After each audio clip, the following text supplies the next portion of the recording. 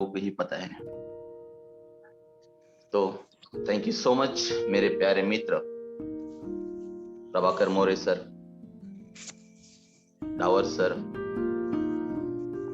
लोहार सर, सूरज सर, सभी मेरे दोस्त, मेरे भाई, मेरे गुरुजन, मेरे सब कुछ,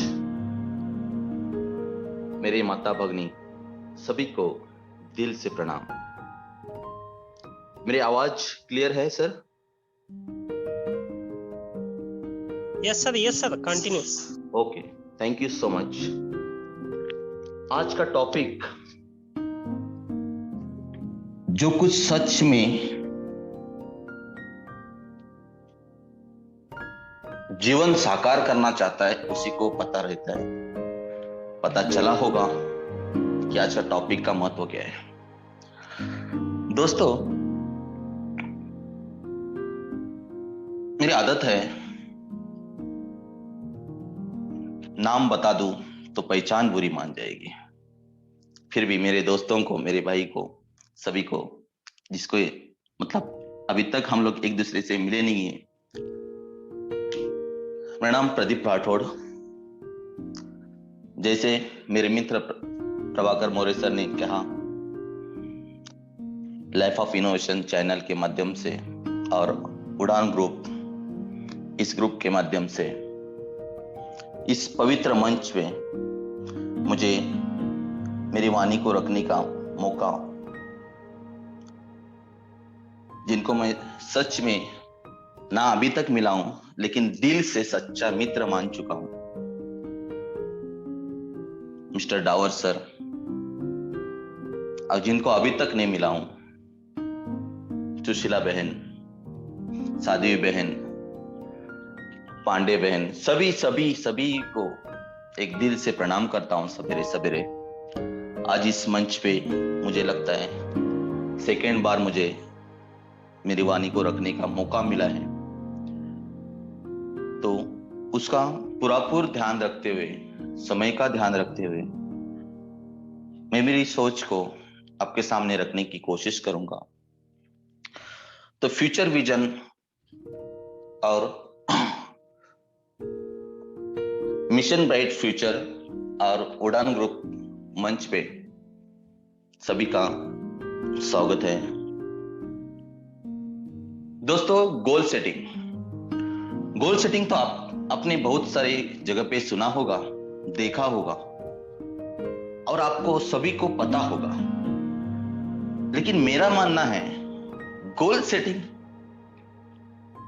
जैसा कि सर ने बताया, ये तो गोल है, ये तो बहुत बड़ा झोल है दोस्तों। गोल है, यही तो बड़ा झोल है, तो नहीं कोई समझ पा रहा है, इसीलिए 95 और 5% का रेशियो मिट नहीं पा रहे हैं। उसका मेन निचोड़ क्या होता है, ना किसी को बताया जाता है, ना किसी ने देखा होगा, और देखा होगा भी तो भी उसको इंपॉर्टेंस ही ना दी होगी अभी तक। इसके लिए अभी तक हम लोग ऐसा नहीं, इससे पहले जो भी कुछ करते थे उसमें पैसा कमाने का मार्ग नहीं था और पैसा मिल ही नहीं सकता था, ऐसा बिल्कुल नहीं कह सकते। कितना कौन कह सकता है, बिल्कुल नहीं कह सकता है। जो भी इससे पहले हम लोग प्लेटफॉर्म लेके बैठे थे, मतलब चल रहे थे, जितना के मेहनत कर रहे थे इससे पहले, कौन कहता है उसमें पैसा नहीं था? क्या जिसमें आप जॉब करते थे, जिसमें आप मेहनत करते थे, क्या उस सेक्टर में, उस फील्ड में आपसे 100 गुना कमाने वाला कोई भी नहीं था? था ना। जिसमें आप जॉब करते थे उसमें फॉर एग्जाम्पल आपको 10-20 हजार रुपया सैलरी होती थी, तो उससे भी 10 गुना सैलरी लेने वाला उस कंपनी में कोई नहीं था? था ना। लेकिन उसको परफेक्ट पता चला था, और उसको जैसा पता चला था उस हिसाब से उसने अपना जीवन चलाने का प्रयास किया, उस हिसाब से उसको फॉलो करते गया और उसका इनकम ऑटोमेटिकली बढ़ते गया। लेकिन हम लोग सवेरे उठते हैं, उठने का रीजन क्या है हमारे पास? कुछ भी तो नहीं। करना तो बहुत कुछ चाहते हैं, जीवन में करना तो बहुत कुछ चाहते हैं, लेकिन क्या चाहते हैं वही खुद को पता नहीं। हम क्या चाहते हैं, हम उठते सवेरे क्यों हैं, इसका रीजन ही नहीं हमारे पास। तो सब कुछ कम समय में बताने का कोशिश करूंगा दोस्तों। उससे पहले इन्हीं 27-28 लोगों को एग्जाम्पल तौर पे समझाने की कोशिश करूंगा। डायरेक्टली बताने जाऊंगा तो शायद पकड़ में नहीं आएगी बात। तो इसके लिए दोस्तों 17वें सदियों में एक घटना घड़ी थी। 17वें सदियों में एक घटना घड़ी थी।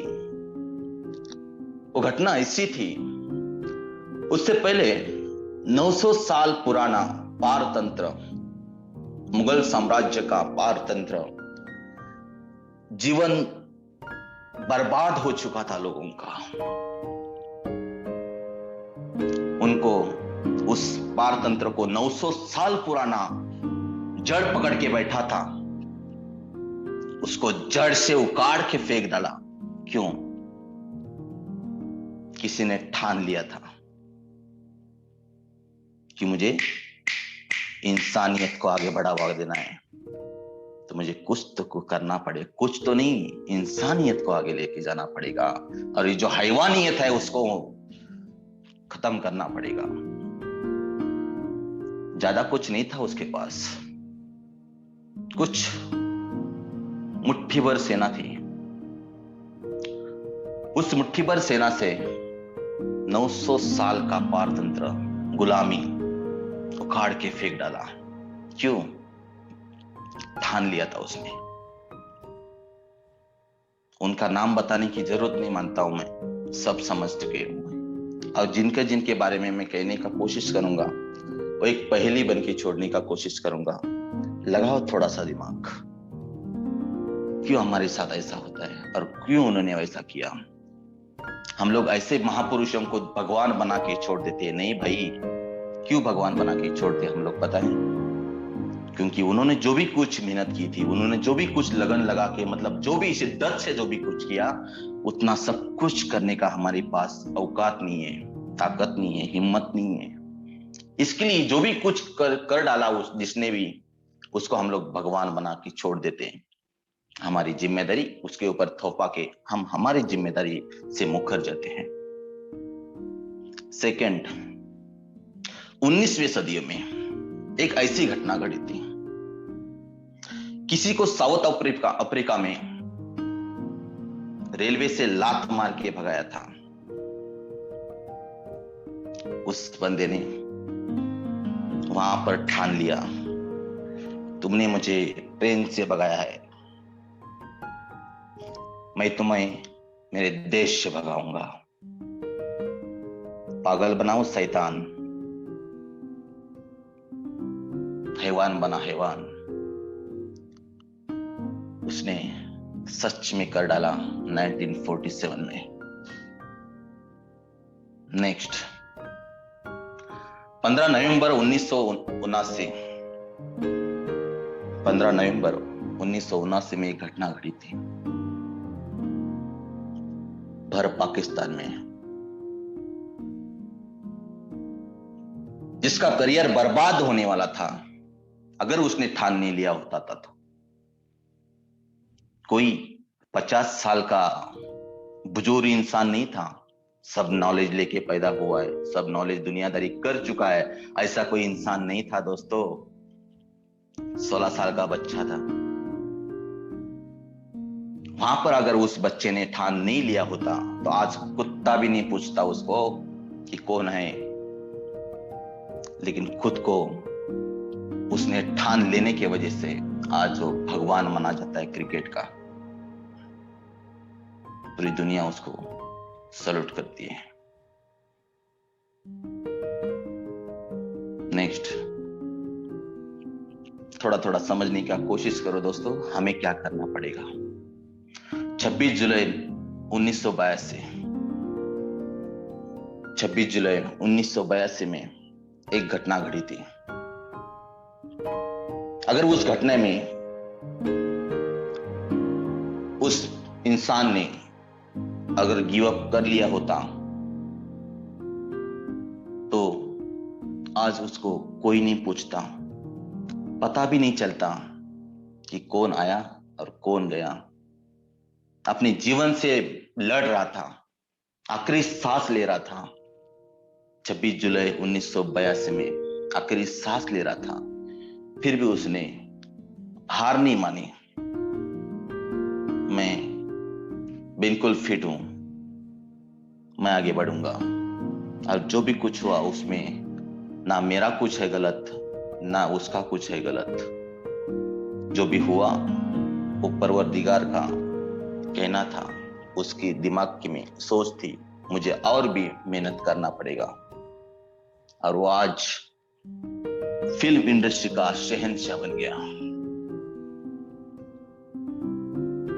उसके साथ इतनी बड़ी घटना हुई थी, जान जाने वाली थी, लेकिन उसने गिव अप करने नहीं दिया खुद को। दूसरी बात,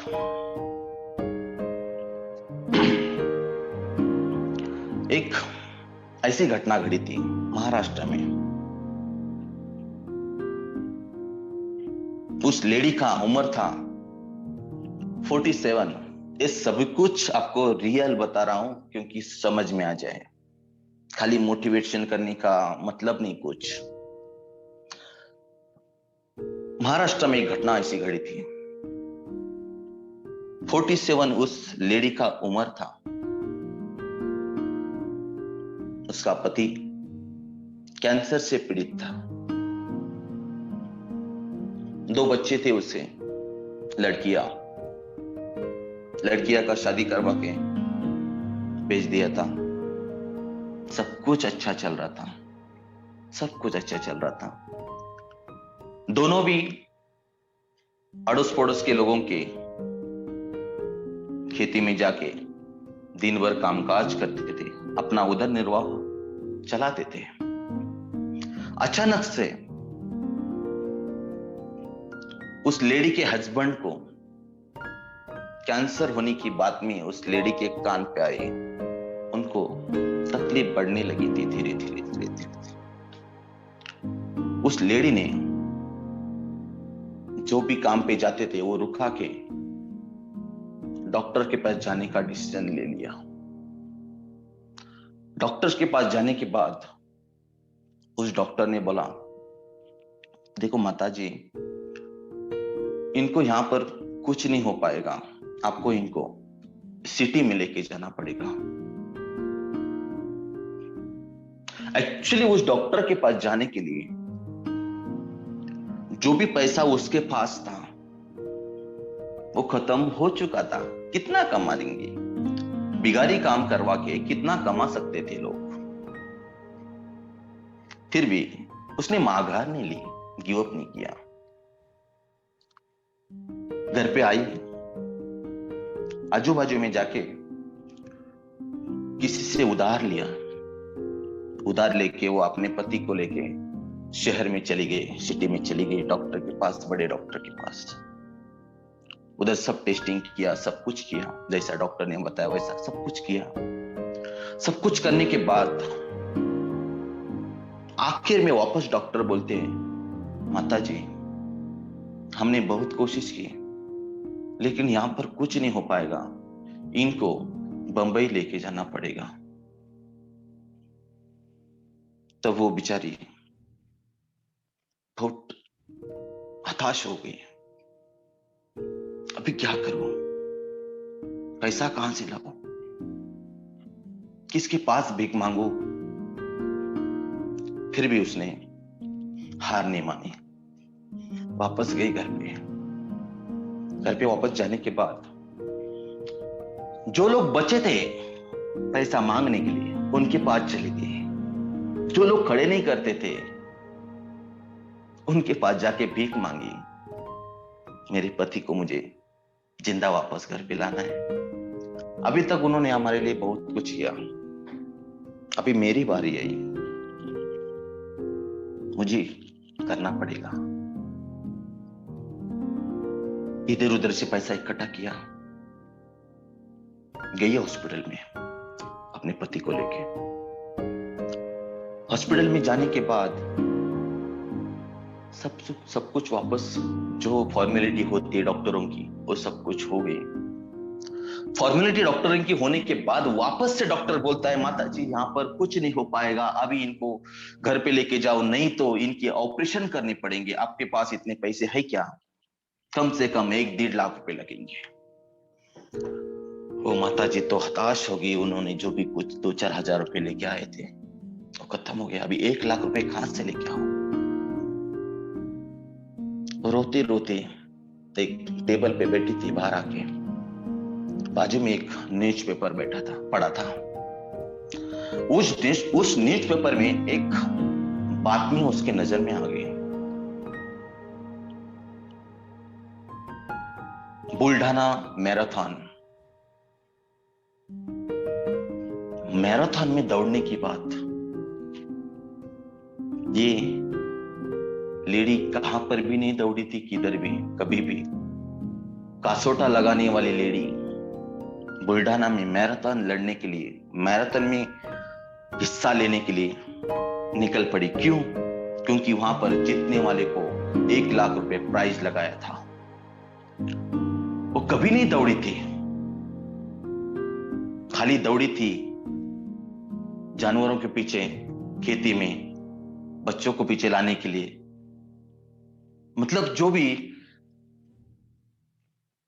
डेली का जो वर्कआउट होता है उसमें सब कुछ, जो भी नॉर्मल जीवन जी रही थी वो, फिर भी वो मैराथन लड़ने के लिए चली गई, मैराथन जीतने के लिए चली गई। क्यों? क्योंकि उसके सामने उसका रिक्वायरमेंट नजर आ रहा था। उसके पति को उसको जिंदा वापस घर पे लाना था। वो खुद से जान से भी बहुत ज्यादा इंपॉर्टेंट था। चलेगी उधर, लेकिन जाने के बाद उसको एंट्री कौन करवा के लेगा? कासोटा लगाने वाली औरत को कौन एंट्री करवा के देगा मैराथन लड़ने के लिए, मैराथन में हिस्सा लेने के लिए? जो वहां पर तरबेज लोग दौड़ने वाले थे, वहां पर किसी एकदम नॉर्मल लेडी को कोई नहीं इंसान एंट्री करवा के दे सकता है। लेकिन वो पीछे नहीं हटी, बोली सर मुझे भागना दो, मुझे भागने दो, मेरा पति जीवन का आखिरी सांस ले रहे हैं। अगर मैं जीत पाऊं तो मैं मेरे पति को मैं जीत पाऊंगी, उनको मैं घर पे लेके आ पाऊंगी। लेकिन डॉक्टर कहते हैं, वहां के लोग कहते थे आप कभी दौड़ी थी क्या? आपको ये सब कुछ पता है क्या? आपके पास जूते नहीं है, आपके पास कासोटा लगा के आप कैसे दौड़ेंगे? वो बोलती नहीं, वो छोड़ो सब कुछ, मुझे पता नहीं, मैं कैसे दौड़ूंगी मुझे पता नहीं, लेकिन मेरा लक्ष्य, मेरा रिक्वायरमेंट मेरी नजर के सामने है। मेरा पति मेरे सामने दिख रहा है, मुझे नहीं पता मैं कैसे दौड़ूंगी। फिर लोगों ने उनको चांस दे दिया। वो लेडी दौड़ना चालू किया, वो लेडी ने दौड़ना चालू किया। दौड़ना चालू करने के बाद जो तरबेज लोग थे भाग भाग के आगे चले गए। इसके पैर में ना चप्पल है और साथ में कासोटा लगाने वाली औरत कैसी तरबेज होनहार लोगों के सामने दौड़ पाएगी? हारने की नौबत आ गई। जैसे जैसे जैसे आगे चला गया, उसके बाद लोग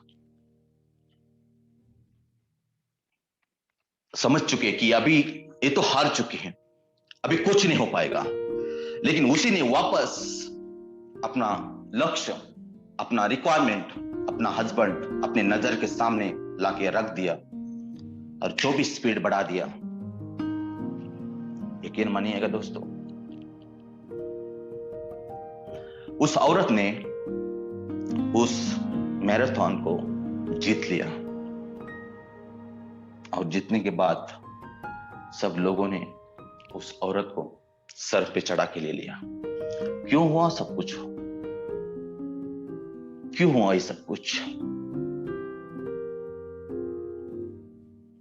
अभी अभी मैं आपको और एक एग्जांपल दे रहा हूं अपने ग्रुप में, मेरे प्यारे मित्र जिनके बारे में ज्यादा कुछ मुझे पता नहीं, लेकिन वो कुछ ट्रेडिशनल सेक्टर में काम करते थे, ऐसा मैंने सुना है, रिलायंस इंडस्ट्री में। और किसी ने भी पॉलीविन सेक्टर के बारे में उनको समझा दिया, उस बंदे ने 15,000 का टीम बना दिया। सैल्यूट करने के लायक है। दोस्तों क्या होता है, गोल सेटिंग करने के लिए आपको आपके सपने एक लाइन पे एक के नीचे एक के नीचे एक लिख लीजिएगा। जो मैं करता हूं वो आप लोगों को मैं बता रहा हूं। एक के नीचे एक लिख लीजिएगा। उस गोल के आपके जो भी कुछ सपने हैं, क्योंकि अभी तक किसी के भी सपने पूरे नहीं हो पाए हैं। अभी तक मेरे नजर में ऐसा कोई पर्सन नहीं मिला है कि जिसके सपने पूरे हुए, कोई भी नहीं, कोई सपने पूरे किसी के नहीं हुए। ये लिख के लीजिएगा, अभी तक किसी के भी सपने पूरे नहीं हुए। सपने उसी के ही सपने पूरे होते जिन सपनों के सामने, अगर आपके पास एक सपने के सामने अगर कम से कम आपके पास उसके 7 रीजन होंगे। ये मैं क्यों करना चाहता हूं, ये करने के बाद मुझे क्या बेनिफिट मिलेगा, ये करने के बाद मेरे पास लोगों का देखने का नजरिया कैसा होगा, ये करने के बाद मैं मेरे जीवन में कैसा चढ़ पाऊंगा, ये करने के बाद मेरे परिवार मेरे तरफ किस नजरिया से देख पाएंगे, ये करने के बाद समाज में मेरा किस तरह से रुतबा होगा, ये करने के बाद मेरा क्या होगा। इस प्रकार के कम से कम जब तक आपके पास 7 रीजन नहीं है, कम से कम, तो वो सपना आपका रद्दी भर काम का नहीं, कुछ भी काम का नहीं है। और अगर आपके सपने के सामने कम से कम 7 रीजन हैं, ज्यादा होंगे तो आप जीत चुके पहले से ही। कम से कम 7 रीजन हैं तो आपका वो सपना नहीं रहा दोस्तों, वो आपकी रिक्वायरमेंट बन चुकी है। और जिसकी रिक्वायरमेंट बन जाती उसको ब्रह्मदेव भी नहीं रुका सकता। दूसरी बात, उस सपनों को साकार करना ही है तो वो सपनों को आपके नजर के सामने रखना पड़ेगा। और हमें अभी आदत नहीं है अपने सपनों को नजर के सामने रखने की। अभी हमें आदत नहीं है सवेरे मुझे उठना क्यों है, उसके हिसाब से हमें अपने सबकॉन्शियस माइंड को ट्रेंड करने की। तो ट्रेंड करने का और एक तजुर्बा और एक मैं टेक्निक आपको बताने की कोशिश करूंगा। आपके जो भी सपने आप लिखेंगे, उन सपनों के सामने जिसके रीजन होंगे प्रॉपर, उसी रिक्वायरमेंट को एक के नीचे एक लिखना है। और कौन से टेंस में लिखना है, प्रेजेंट टेंस में लिखना है, मतलब वर्तमान काल में लिखना है। मतलब फॉर एग्जाम्पल मैं बताना चाहता हूं, अभी सूरज सर मर्सिडीज कार लेना चाहते हैं।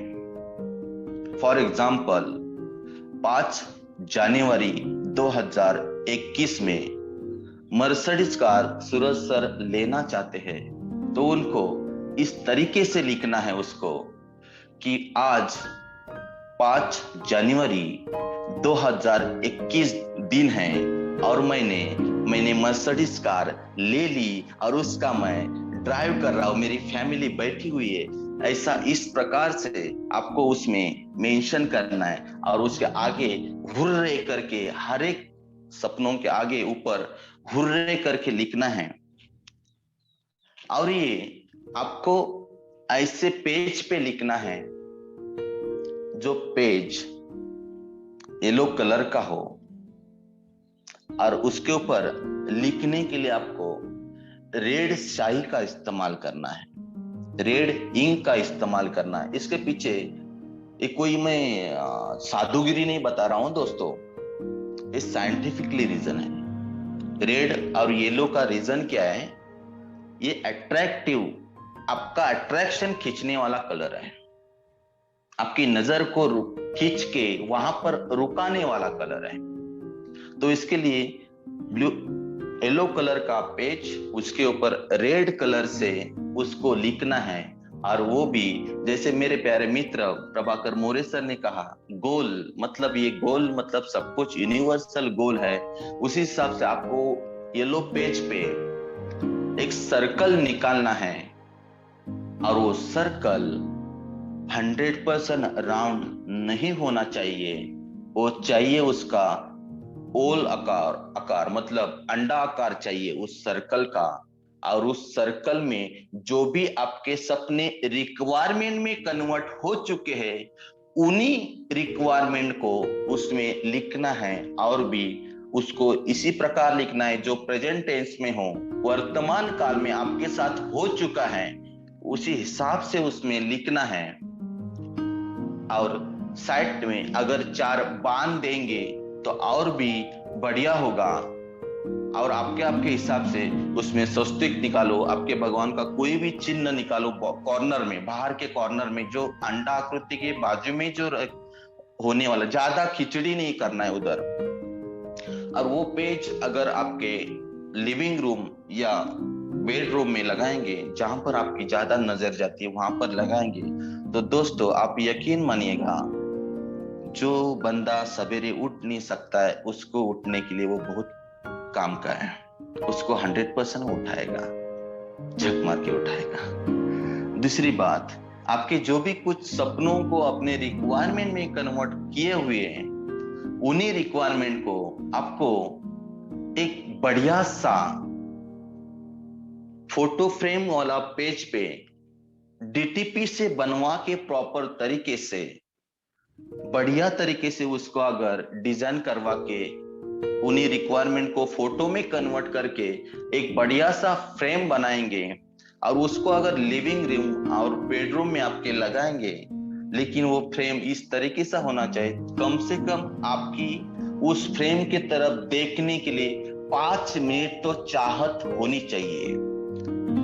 मतलब इतनी बढ़िया तरीके से उसको बनवा के लेना है और उसको वहां पर